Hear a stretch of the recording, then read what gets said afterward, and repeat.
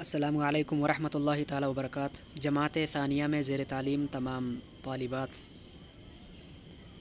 امید ہے آپ تمام خیریت سے ہوں گے۔ آج ہم آپ کے لیے ہدایت النحو کا درس لے کر حاضر ہوئے ہیں۔ آج کا سبق نمبر 2 ہے۔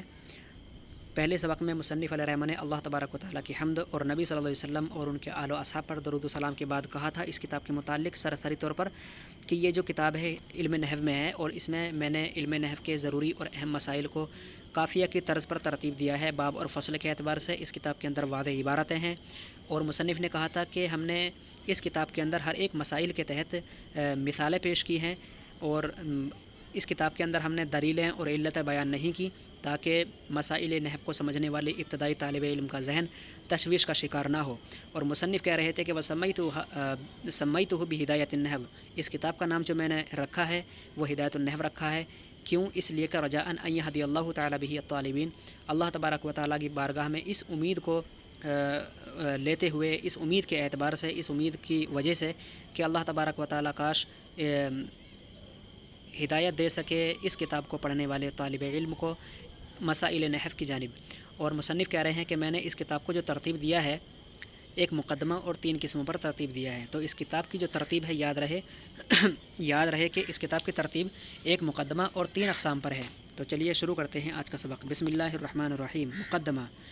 مقدمہ کے بارے میں مصنف کہہ رہے ہیں اما المقدمۃ، تو مقدمہ سے ہمیں کیا سیکھنے کو ملے گا؟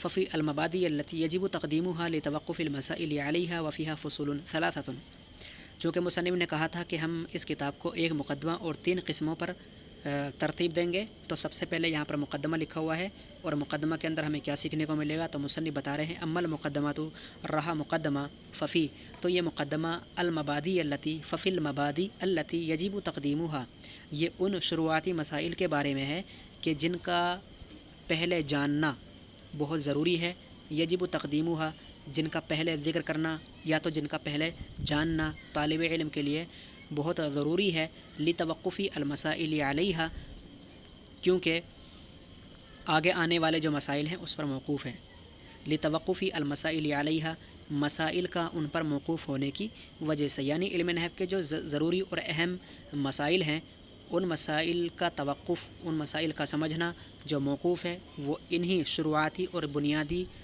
ضروری مسائل پر ہے۔ تو لہذا مقدمہ کے اندر آپ کو وہ چیزیں سکھائی جائیں گی جو کہ بہت بنیادی ہیں اور بہت زیادہ پہلے سیکھنا ضروری ہے، تاکہ ہدایت النحو کے اندر آگے آنے والے جو مسائل ہیں ذرا مشکل، ان مشکل مسائل کو سمجھنے میں آسانی ہو۔ وفیہا فصول ثلاثۃ، مصنف کہہ رہے ہیں کہ اس مقدمہ کے اندر 3 فصلیں ہیں۔ فصل اول فصل النحو، یعنی اس فصل کے اندر جو اب چیز ہمیں سیکھنے کو ملے گی وہ علم نحو کی تعریف، علم نحو کی غرض و غایت اور علم نحو کا موضوع۔ تو چلیے شروع کرتے ہیں۔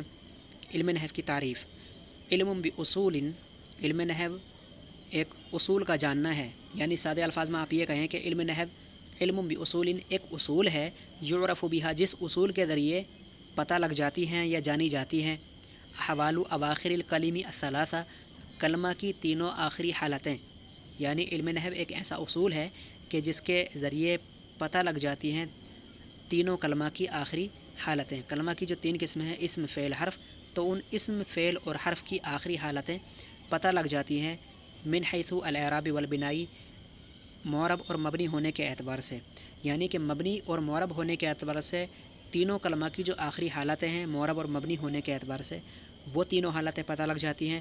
اور دوسری چیز کیا پتہ لگ جاتی ہے علم نحو کے اصول سے؟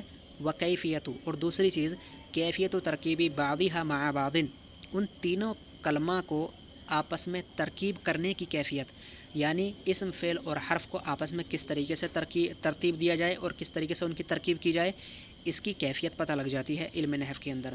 تو علم نحو کی تعریف یہ ہے کہ ایک ایسا اصول کہ جس کے ذریعے تینوں کلمہ کی معرب اور مبنی کے اعتبار سے حالت پتہ لگ جائے، اور یہ پتہ لگ جائے کہ تینوں کلمہ کو کس طریقے سے ترکیب کرنا ہے۔ والغرض منہ، علم نحو کی جو غرض و غایت ہے، یعنی سیکھنے سے کیا فائدہ ہوگا، غرض و غایت کیا ہے؟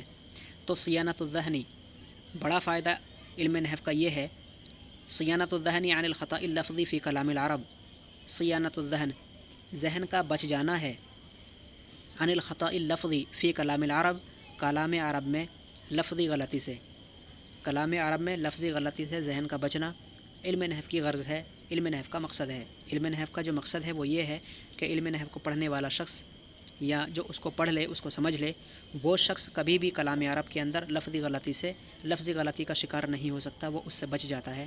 چونکہ کلام عرب جو ہے بولنے کے اعتبار سے عربی کو بولیں گے یا عربی کو پڑھیں گے یا عربی کو لکھیں گے، تو بولنے کے اعتبار سے بحیثیت تکلمی والکتابتی والقراءتی، تو قراءت کے اعتبار سے بھی لفظی غلطی سے بچیں گے، یعنی عبارت پڑھتے وقت بھی لفظی غلطی نہیں ہوگی، اور عربی کو بولتے وقت بھی بحیثیت تکلم یعنی عربی کو بولتے وقت بھی لفظی غلطی نہیں ہوگی، اور بحیثیت الکتابتی اگر کوئی مقالہ لکھنا ہے یا کوئی کچھ بھی اگر عربی میں تحریر لکھنی ہے تو لکھتے وقت بھی کلام عرب میں لفظی غلطی سے بچا جا سکے گا۔